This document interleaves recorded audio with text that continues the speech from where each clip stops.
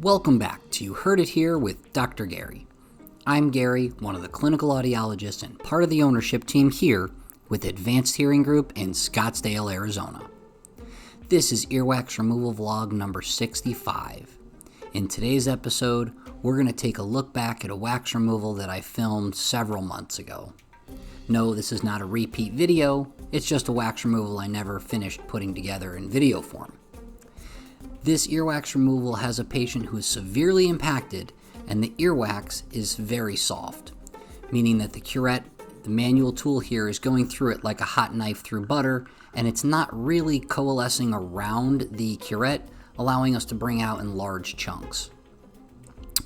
We did talk to this patient about possibly using microsuction. They declined as they were a longtime patient who really enjoys seeing the manual tool work, and they also like the feeling of irrigation.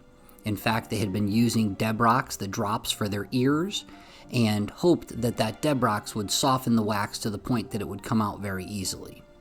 Now, this is not my preference. I prefer when patients don't use Debrox prior to coming in to see us, because when the wax is more tacky and solid, we're able to pull it out in a larger chunk.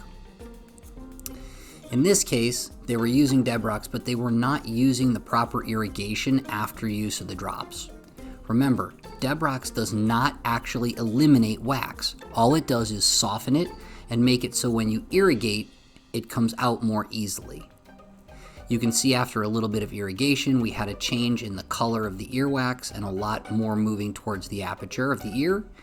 Here we go again, a little bit more irrigation, and you can see that that wax really came out of the ear canal quite a bit. We're going to use the curette and try to get back behind as much of this as possible to get the ear cleaned out and relieve this patient's fullness and pressure that they're experiencing.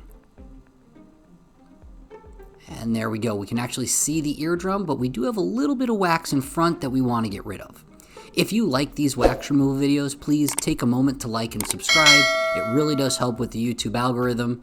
And if you have any topics that you want to see in future videos, please leave them in the comment section below.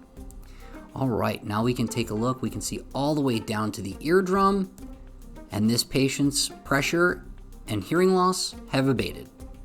This has been You Heard It Here with Dr. Gary. Thank you for watching. We'll see you in the next video.